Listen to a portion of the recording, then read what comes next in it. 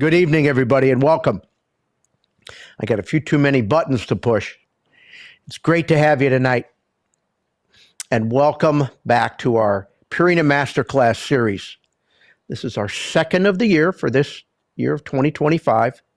And, I'd like to give a big shout out to Team Pro Plan, Carl Gunzer, Ray Vogt, and everybody else at Pro Plan that does what they do for our dogs and sponsors an event like this so we can talk to cool people like we're going to talk to tonight. I sure loved our first masterclass with Dr. Scholl talking about genetics and genetic testing, and I think you're going to enjoy our guest tonight. Hey, and the replay for our first masterclass is on the website in case you missed it and you'd like to watch it. Let me give you the rundown on the routine. You've got a chat box in the bottom. That's a great place to give us some shout outs. Oh, we got some no. All right. Here we go. And we'll throw a couple of those up. All right. Mark Otis. All right. Some of those folks telling I was muted. Well, we got unmuted. Good stuff. All right. Same deal. Chat box, giving us shout outs, saying hi. Questions for Robin, our chief technician in the back. And then you got the Q&A box. You got it at the bottom of your deal, and you can we're going to take some time at the end. We're going to get to as many questions as we can.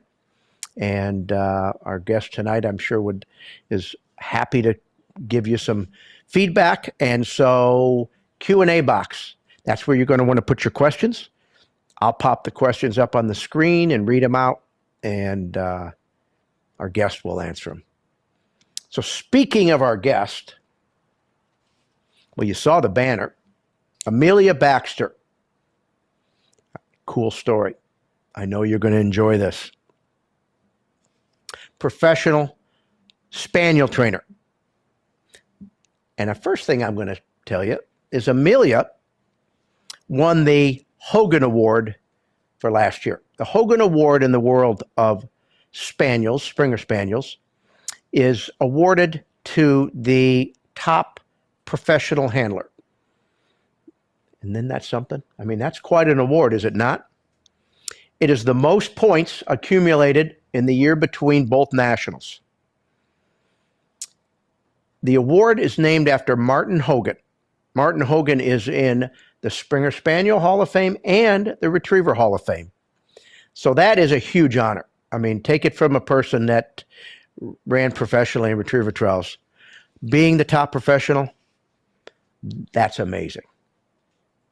So with that being said, I'd like to welcome tonight's guest, Amelia Baxter. Amelia, it's great to have you.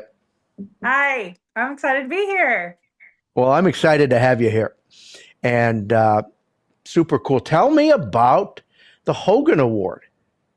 Yeah, well, that was a really big goal of mine. It started a few years ago. I watched 2 years ago. I watched Todd Stelzer win it, and I saw him. I mean, throughout the year, he's just working his ass off. I mean, you can see he's putting the time and the effort into those dogs, and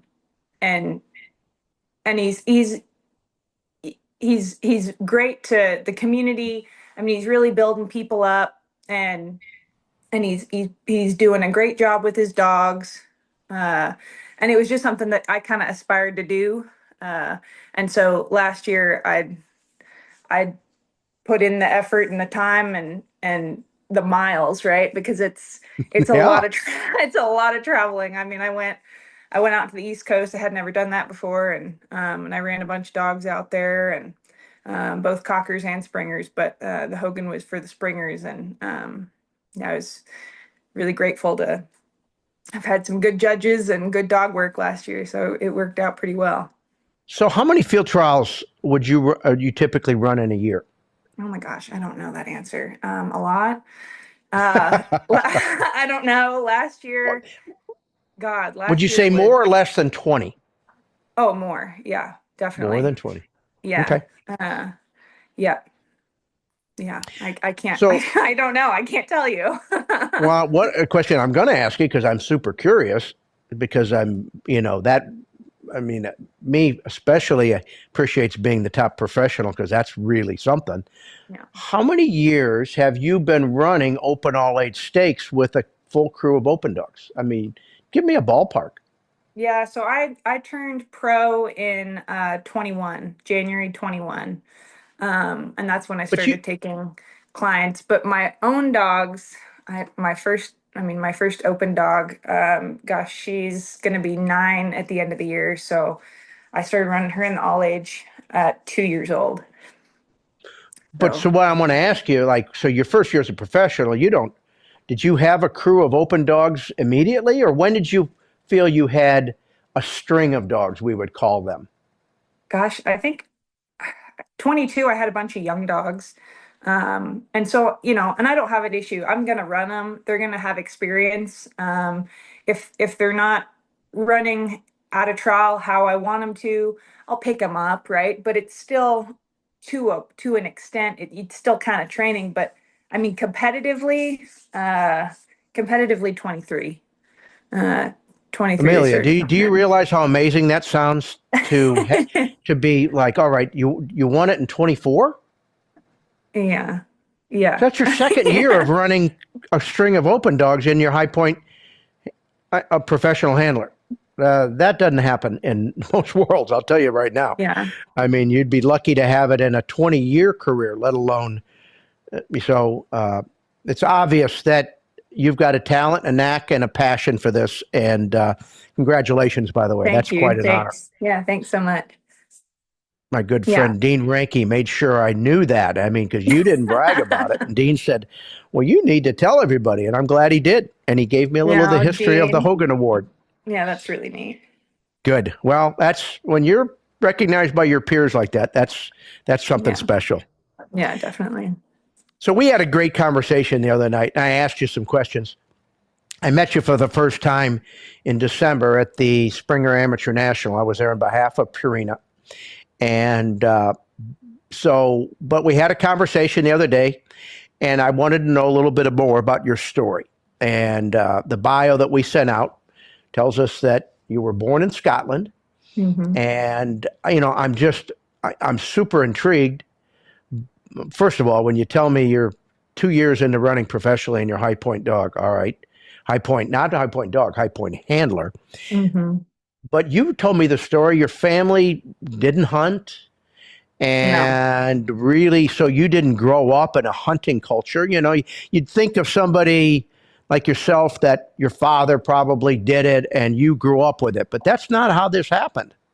no, no. It is really kind of a funny story, right? Because growing up in Southern California, and my dad, he's a golf artist. That's what he does. And so it was a really uh pretty suburban, upbringing, and I'd had enough of California by the time I was ready for college, right? So I went to Montana, and that's where I got my first real Springer. And well, I say real Springer lightly because he's like everyone's classic first Springer. He's a short tail, he's poorly bred, he bites people and guts your birds for you, but he's he's he got me started on the track, right? Because then I got a boyfriend up there who was a big goose hunter, and he wanted me to train the dog to retrieve for him. So then it kind of evolved from that. But my parents, when I first got my first field bred dog, Fly, I had to go get pigeons. And, so I got a 10 by 10 dog kennel, set it up in the backyard. And I went and shoeing horses at the time. I spent all my money buying 100 pigeons and stuck them in this dog kennel. And I leave to go to work, and I come home, and my dad had opened the gate and let all the birds go because he didn't want me to shoot them. And so um, it's kind of funny going from that to this, right? And I guess just being kind of soft-hearted, I didn't really want to kill birds. I just wanted to watch my dogs pick them up. But seeing how much they love it, right? It kind of, you just deal with it and you evolve. And now I love killing birds, right? But no, it's, my parents are both really supportive now, and it's taken my dad a while to adjust. And he'll come watch the dogs train on bumpers, but he doesn't want to be around when we're shooting birds for him. So but it is kind of funny. My mom goes to most nationals, but not my dad. So Um, did you get that when are you going to get a real job speech like so many of us do? no, they've been. I mean, I went to college for geology, and I'd never showed up to class, and I went back to training horses, and then I went to decide to shoe horses, and then I decided I wanted to start training dogs, and they've been with me every step of the way. They've been really supportive.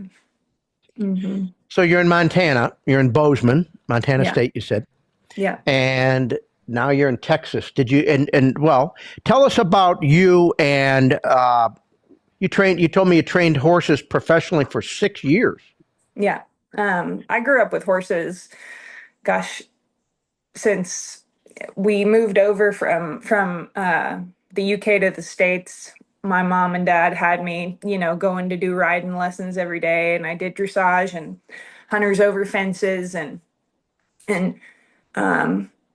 did the equestrian teams through the school, and then out of school, I worked for a few different trainers doing different disciplines, and I think I had lots to teach me about writing, but the biggest advantage I got was working from a mounted police trainer. She trained gated horses for the mounted police, and so it was all about desensitization, lots of groundwork to put a good foundation into the animal to start it under saddle. And so she taught me everything about body language and how sensitive the horses are, or how you can make them become more sensitive through pressure and release and all sorts of stuff like that. Um, and eventually I faded out of the horses because I mean, horses, they can enjoy going out to be ridden, or they can enjoy going places, but it's nothing like a dog that really wants to work with you. And so I preferred that personality to horse. That's why I got out of it. So your horse. So you did the horse stuff when you were in California before you went to Yes. college, Yes. and then how did you end up in Texas? Because you're Yeah, it. so I did the horses through California, and then I worked for a couple different trainers in Montana doing horses, and then as a shoer, as a horse shoer, I I wasn't hunting at the time, so I didn't like the cold in Montana, and so I wanted to move down to Texas, just because I heard it was a really big place to live, and so I moved down there and started a horse boarding and training operation. Okay. Yeah, So you did, and you told me how well you trained horses to pay the bills, but you ran dogs for fun. that's right. That's right. Yeah, and it got to the point where uh, I'm on the road trying to run. In 2019, I was going for national amateur high point dog with my personal dog Fly, and so I'm trying to run as many trials as I can, and my horses aren't getting any attention, not getting worked, and so I had to, and also I couldn't afford to keep running my dog that much, um, so I had to make a decision there, and I loved the dogs. I was addicted to it. I'd gotten two more dogs at that point, so I had four dogs now, and I was going head first. So it's one thing to get a spaniel and start training. It's another thing to get into field trials. How did you get exposed to spaniel field trials?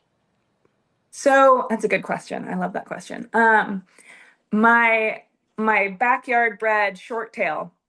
I Hmm. was down in San Antonio, and I was doing retriever classes with my friend Deborah Lee, who was a lab trainer down there, and my field bred puppy. I had Fly with me, and so I'd take them both to classes, and um, and she didn't like my field bred dog.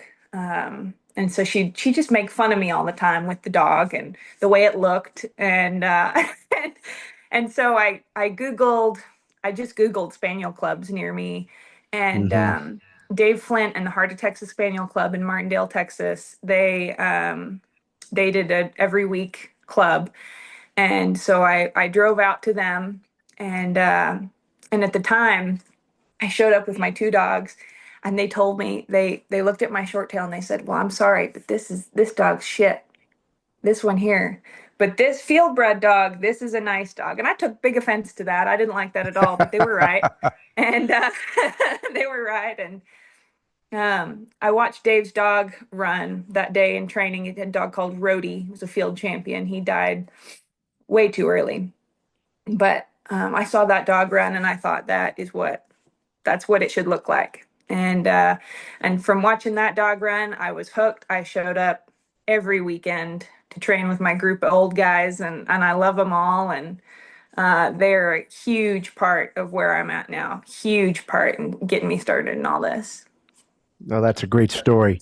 Yeah. Um, so, and you talked about how your experience in training horses really sets you up to be a dog trainer.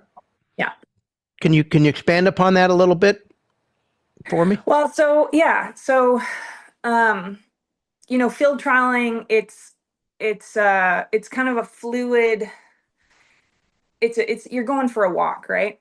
Um, Dave Flint, who got me started, he said it's like you're going dancing. And so you can relate a lot of groundwork in a round pen with a horse to uh, quartering a spaniel in the field, because a lot of it is, I mean, so much of it's based off of body language. If I want my horse to, he's running around, I want him to turn in and change direction, I'm going to dip my left shoulder and turn my body to the right, and the horse is going to come in and switch to the right. And that's a lot it's so similar to, we want our dog to, turn up the field, draw in, change leads, change direction, hook up that way, because we're making that quarter. We need that draw to change. It's so similar. And sensitivity is such a big part of it. Keeping a horse light on their front end, how you train for that versus keeping a dog that's, a little hard-headed and getting him a little Hmm. softer. It's so similar, and it's so much to do with reading the animal. And I wish everyone could start taking some groundwork lessons with horses. My clients Hmm. need to, uh, so they can run their dogs a little easier. But yeah, it is. I take a lot from the horses to the dogs. And I've worked with a lot of clients that came out of the world of horses that maybe fell off a few too many and thought, Yeah, yeah, a 60-pound animal is a little friendlier on me. And yeah, but yeah.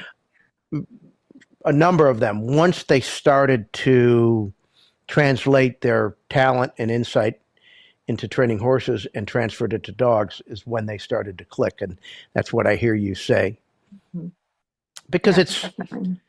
some huge part of this is just reading the dog's effort level and trying to mold behavior and reward effort. And the neat thing you talk about, which, and I think of the retriever game, is not as subtle. Well, it is in some aspects. Yeah, The yeah, communication that happens on the line and some of the footwork and more of the finesse work, but the directional change and stuff is a bit different. But I have been around enough of the spaniel stuff with my good friend Jim Keller and yeah. Deanna, and you're right. I see less is more, and in your world, you don't. The judges don't want to see you talking loudly, using aggressive whistles, and Right. the more subtle you are, the better impression it leaves. Am I correct in that understanding? That's right. And a lot of it has to do, with the dog. And, they've all got different personalities, right? you've got your, I've got a certain dog. I've got maybe three or four that I've got to be kind of a little aggressive, more aggressive on the whistle. And then some that I can cast with just turning my head. I mean, there's some that are just, they're so in tune, they're so light. And then there's some that are a little bit not as not as light, still in tune, but just not as light, a little harder dogs. But I mean, no one wants to hear you wailing on the whistle, right? If we're going for, a day in the field in a more perfect manner, I don't want my hunting buddy over there to be screaming and yelling, verbally or on the whistle. I don't want to hear that. The birds don't like that. So the quieter, the better, definitely. I think of, when you look at temperaments of dogs, and they come in all different shapes and sizes. The sensitive dog that's a good handling dog, maybe the downside to them is they're not as self-confident when it comes to marking and doing things that they need to do on their own. Hmm. And the dog that is super aggressive and self-confident isn't the one that's easier to handle. Right. That Right. may be a little bit oversimplification, but it's not uncommon. No, very true. Uh, when you talked about dogs light on their feet, they're dogs that are willing to be told what to do. But sometimes when they're too willing to be told what to do, they may lean on you more than they need to. That's right.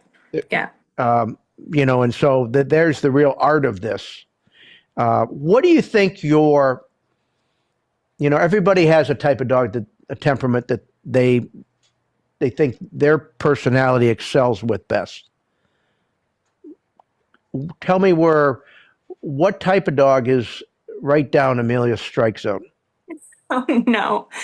Um, I like a big dumb boy. That's my favorite.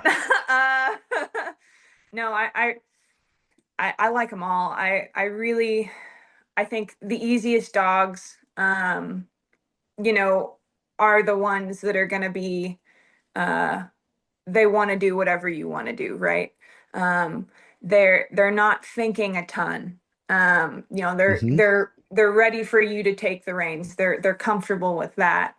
Um, but then just as you said, you're really having to then, fill in the space where they're lacking, right? If that's confidence in themselves, right? Because a lot of times if they're relying heavily on you, they lack confidence in themselves.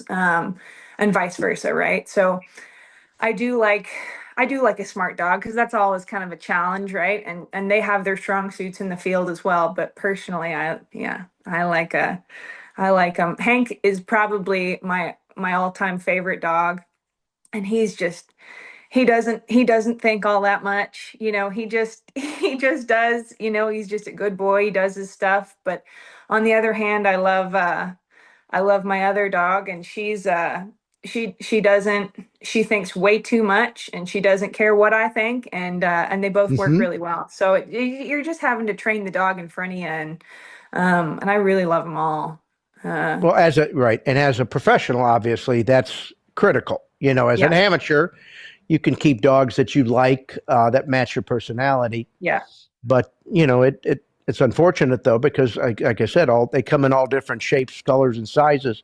So that is what you learn. That and as an amateur, sometimes you get a field champion, and that's your vision of what a great dog is, and you might miss some dogs down the road because you're comparing it to a dog from the past.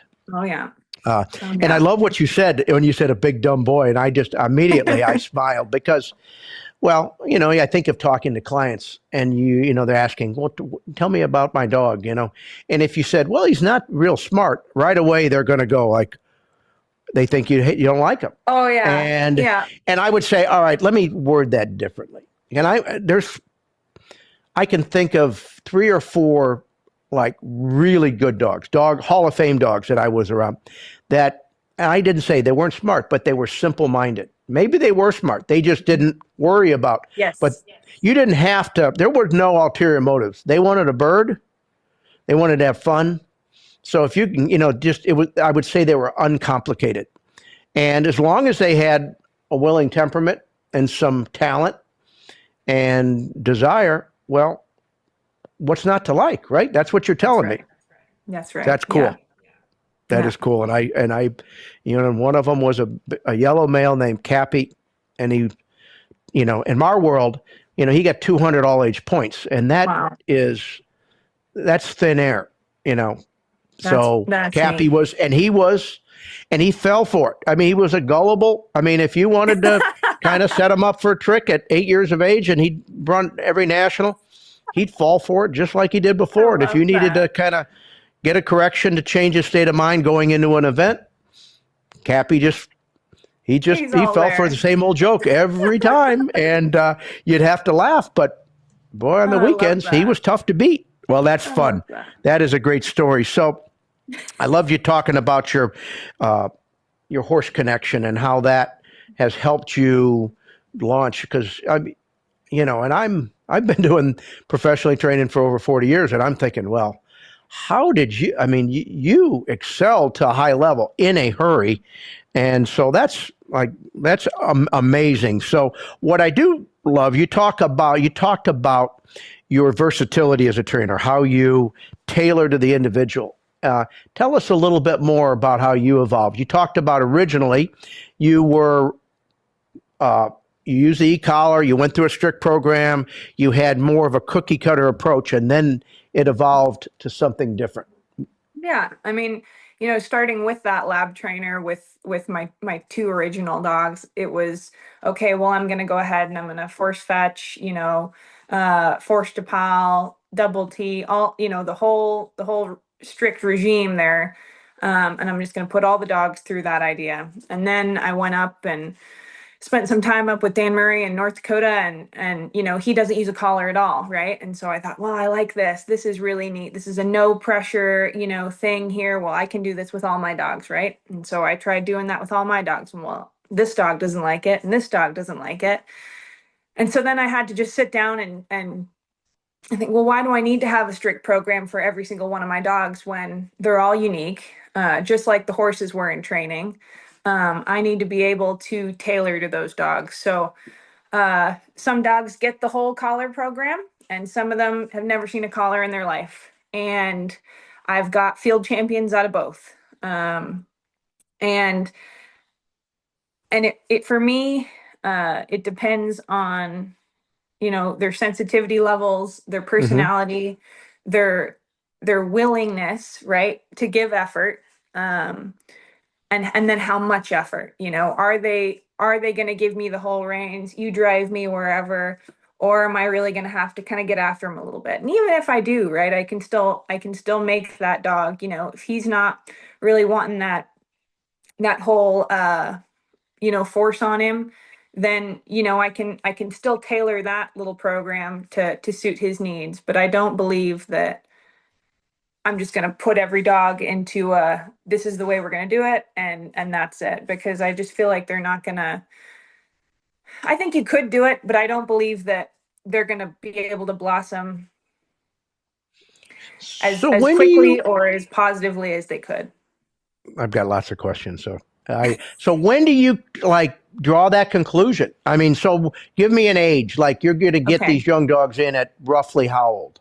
Okay, so like the puppies I've got now, I had a litter a month. I had two litters a month apart. They're probably 6 and 7 months old now, and they're absolutely Okay. feral. They're feral, and a lot of people don't handle it like that, and that's fine. And I say feral relatively. They know their names. They've just learned how to sit. But they've never been on a lead. I take them for runs. I turn quail out of my Johnny houses into the woods, and I let them just go, and find birds. And I do this maybe a few times. Typically, I do it, to where I can, let them out, set them down, kick them off, and they know what they're doing. They're going to go out, they're going to find birds. And once they're there, then that's all they get. And then I start throwing some little retrieves for them. Mm-hmm. And if they're kind of goofing off, they're not really wanting to come back versus the ones that are coming back and trying to feed it to you.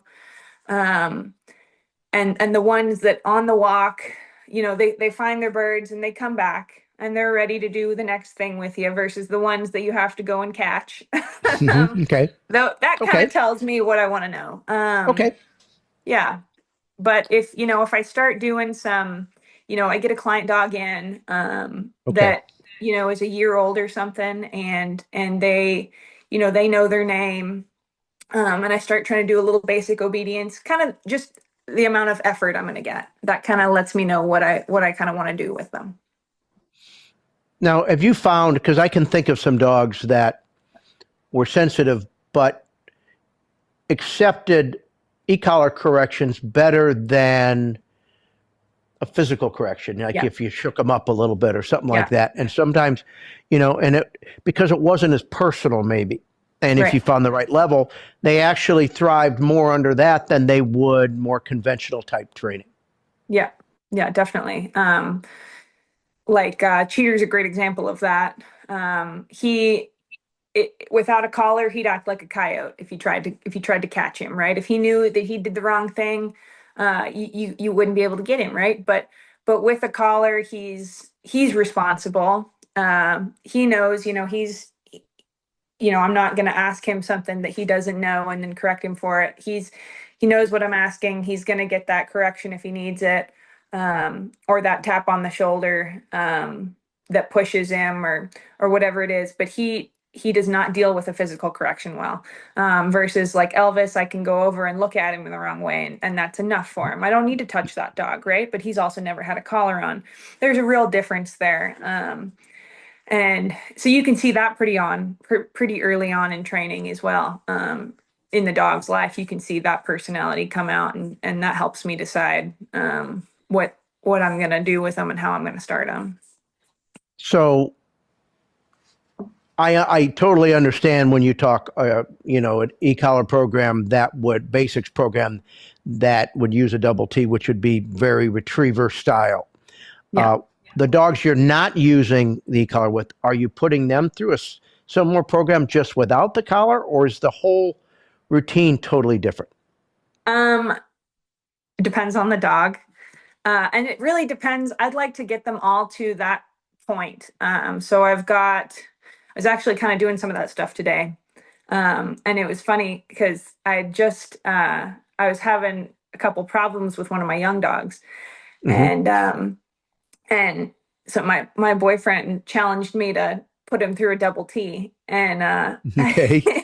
And so I I, like I this might guy already. actually I might actually do it tomorrow. Yeah, I might actually do it tomorrow. But that dog, he hasn't had a collar on, right?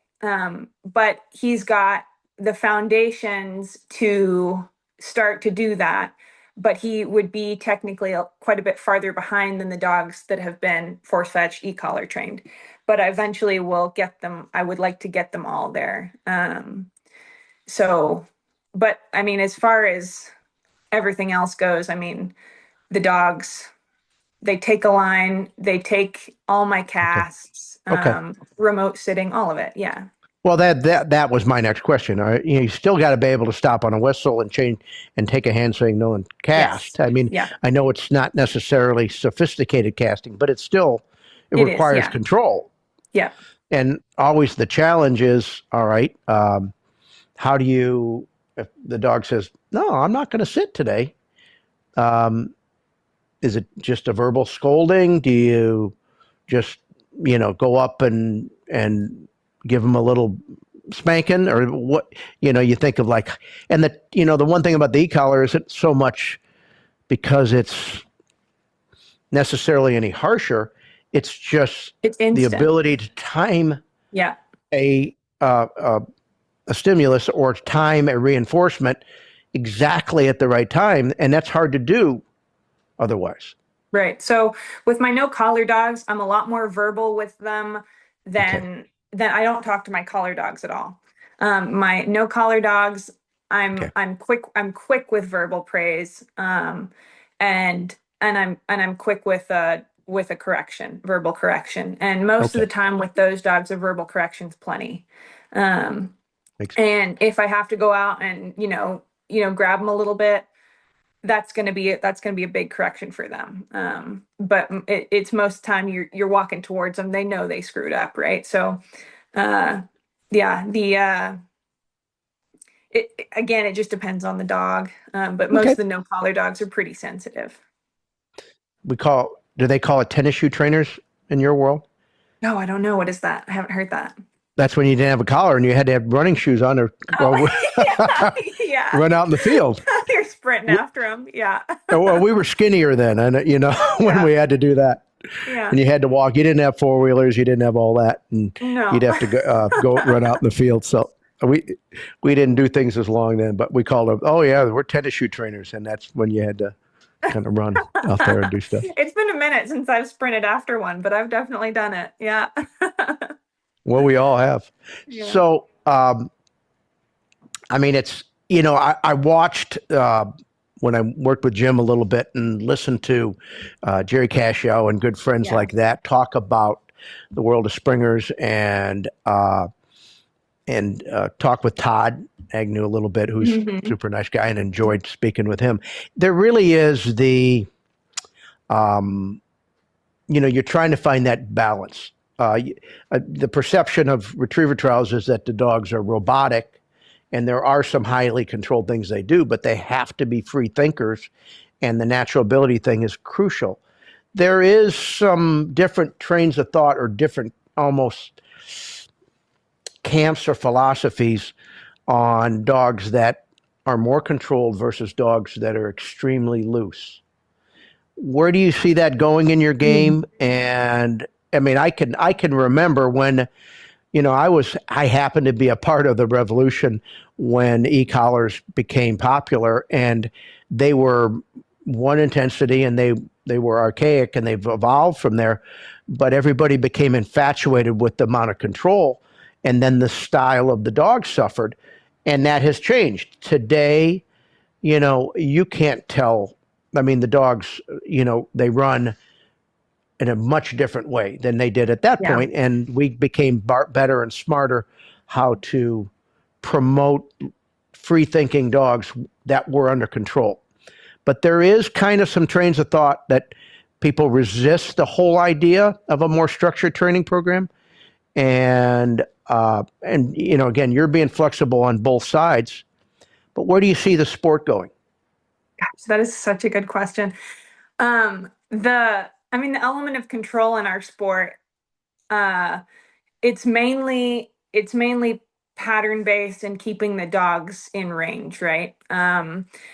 That's pretty much what we use our whistle for.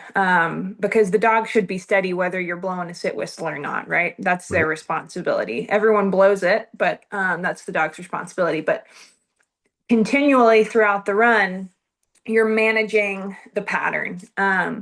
And so when you talk about control, it's um, in my mind, I go to um, pattern and distance from the handler. And so you've got your trainers who they train on buckets or fences or whatever, and they teach the dog to run a little bit more of an artificial pattern, which keeps Mm-hmm. them getting wide versus deep down the course.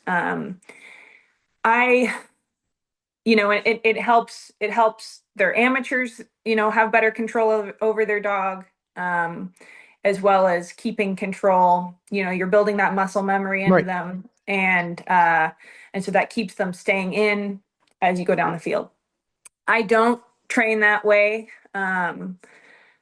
I i personally, I feel like if my dog's out of range, in training, that's I've got kind of a couple different ways that I go about keeping them in. But at a trial, I'm not really interested in a dog that's running at my feet, or in training the dog that's running at my feet, because I personally, you know, I I love to hunt. I go hunting all the time, and a dog that's here in a downwind, it's going to be pushing birds ahead of me. I like a dog to get out and get after it. Um, but at the end of the day, at a trial, it's based on fines, biddability. Um, is the dog taking your cast? Is your dog listening? Is he with you? How well are they pinning their marks? So in my mind, it doesn't really matter as much what their pattern per se looks like. I just care how the find is. I've got some dogs that run right here, and I've got some dogs that do this. They're all over the place, but their finds are just as good as the dogs that are right here. So I'm not sure. I would think that judging going forward, I would like to see our dogs not being judged so heavily on the pattern, but more on bird finding. And I'm not going to say that I'm seeing it one way or another, but I'm not going to be, for the time being, I'm not going to be having my dogs right here. I'm a big hunter, and I like to see them get out after it. An element of control is, even if your dog's running out there, if I hit the whistle, is that dog right back? Is he listening? Is he Mm-hmm. with me? Because that's what control is to me. It's not having my dog right here. It's, if I blow the whistle, is he Right. with me? So in my mind, it's just about the fines. Right. Well, and I'm thinking, again, I have to relate to the world that I am. Right. It's about, if a dog is under too much structure, they don't have the freedom to mark well. In other words, Yeah. because they're worried about doing something wrong. Oh, I sure. mean, Yeah. that's really what we're talking about. The big turning point, I think, in the world of retrievers, and I give a ton of credit to my good friend and coworker and boss at one time, Mike Lardy.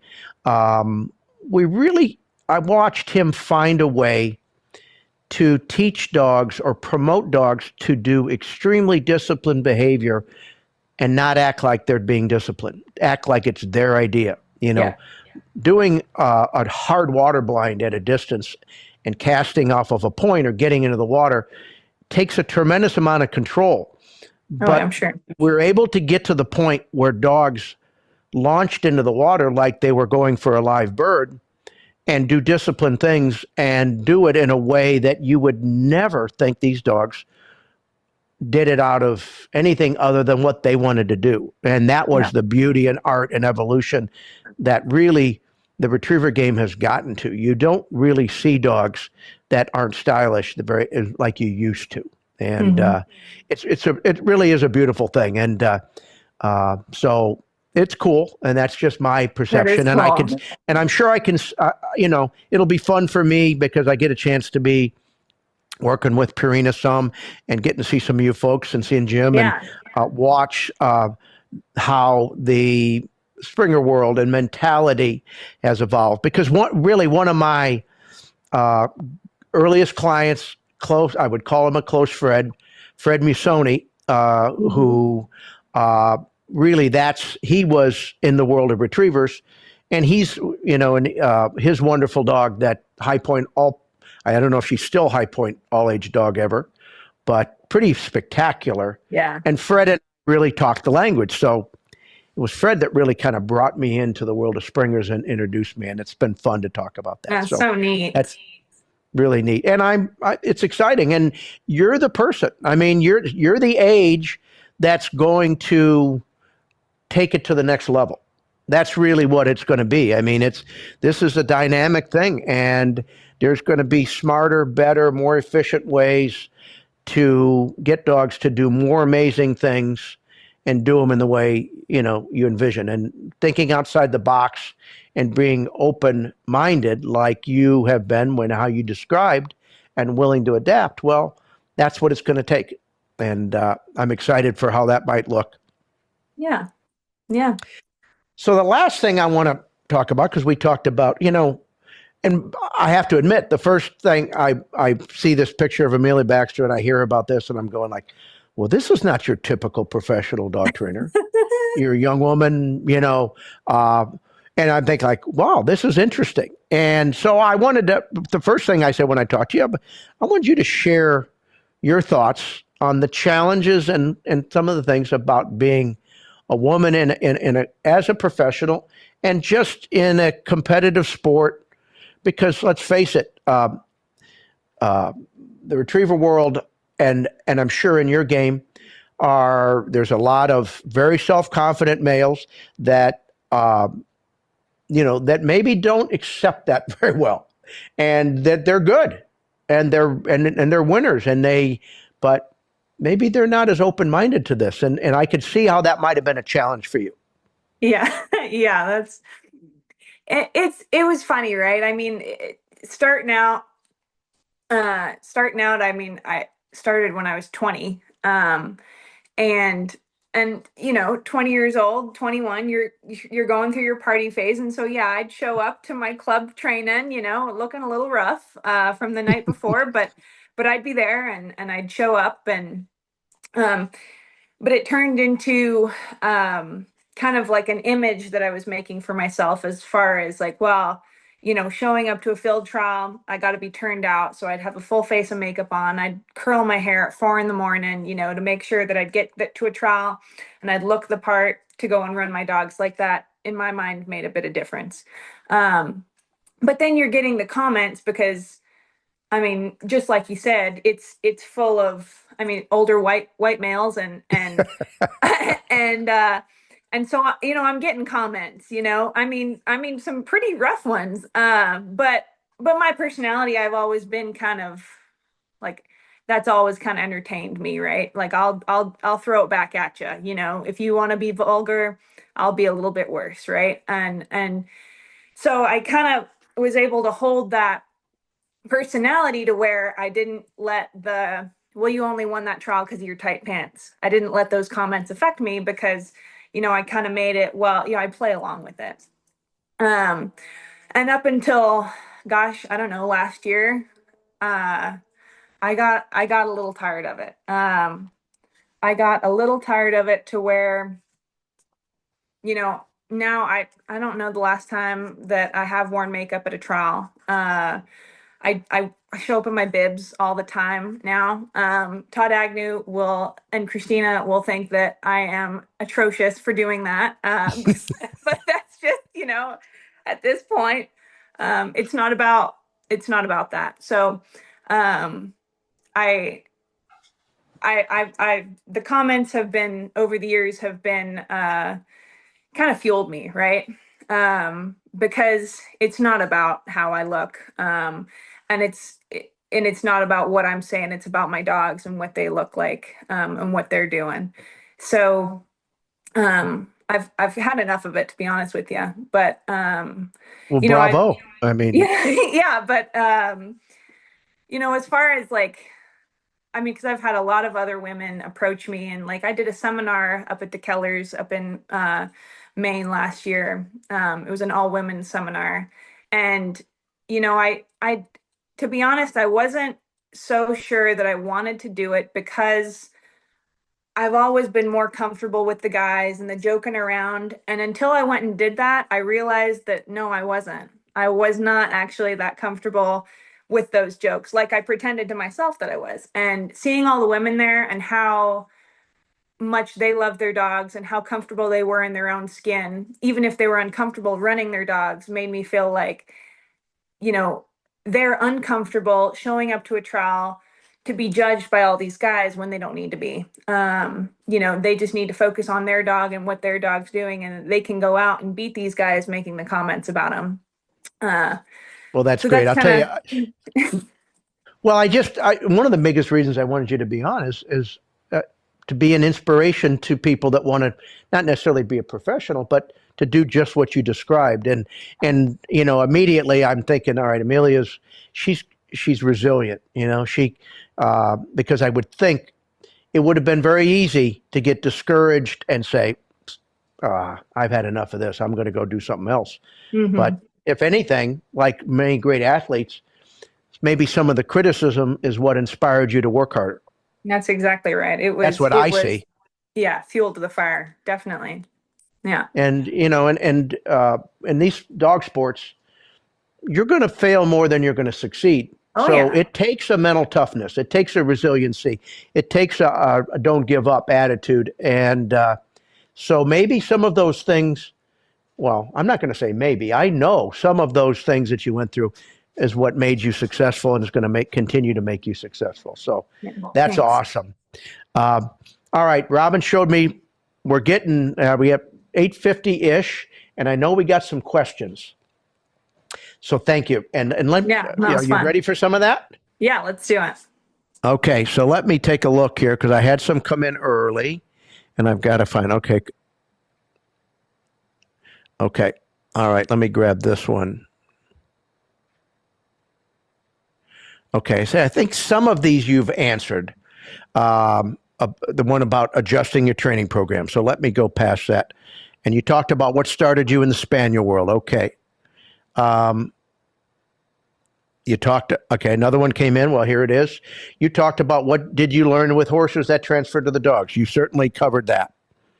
Yeah. Um, so maybe we knew what people were going to ask. Okay, here we go. Here we go. All right. This comes from Susan. Susan asked, what are your favorite tips and techniques for keeping a big running dog in range? Oh, that's such a good question. So I've got a lot of those. Um, and, for me, once they're at a point where they're confident and, you get them to a trial or to a big training session and they're just taking off down the field, I'm not planning for those dogs at all anymore. They're not going to be able to get out and find birds without me. They're all coming from me. What I might do, um, I'm going to make them responsible for their pattern. So, I'm going to kick them out. And this is kind of an adult all age dog. They know what they're supposed to be doing. So I'm going to be kicking them out and they're going to go out and they're going to turn up. I expect them to draw after every time they turn up. Okay. I expect them to draw. They come in, and drawing isn't just giving background and carrying on their own, right? They have to ask for permission to carry on. So permission for me is, because I'm all about body language, I'm going to have my hands down, right? Because you're casting with your hands or with your body, right? If I've got my hands down, they need to come all the way in. And so if they come in, they're looking at me, they're doing it right, I'll give them the cast. I might give them a little verbal, good. When they're looking at me to a cast, they turn up.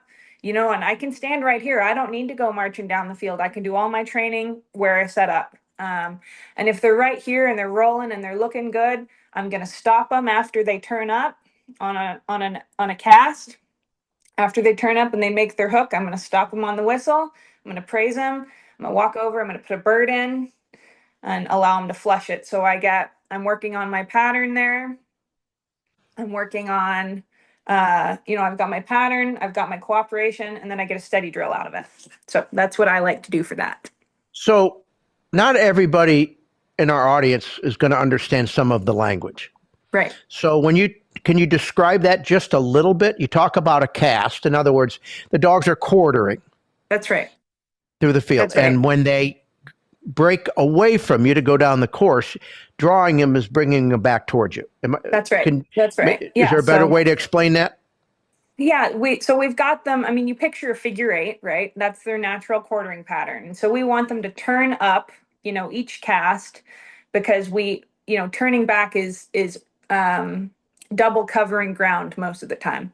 And so we want them to use their energy efficiently. So we want them to turn up. So a pretty figure eight like this, right? But if they turn up and keep turning up and keep turning up, they're going to be out of range, right? So each time they turn up, they need to give ground back. They need to come into us, right? We get them to come in, right? So if they're on this lead, you think about horses again, and this might be too complex, but we ask them to come in and change direction to turn up this way. Um, and the only way you can get them to change direction is, they have to do a little lead change in the middle, right? Or else they'll come out across, straight out across and turn back.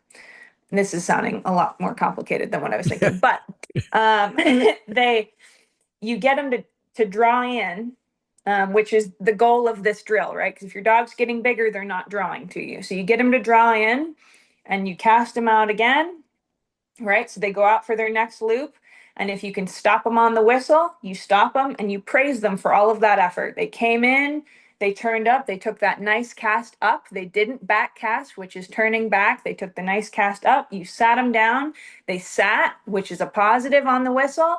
They've done all of that right. So we're going to praise them verbally, and then we're going to pull a bird out of our pocket, which is exciting for them. And we're going to throw it down in the ground, let it wake up, and you're going to send them for it, right? So all of that is positive. You got the verbal praise, you got the bird, Perfect. and then they get to flush it. So it's that's what I really love doing with them.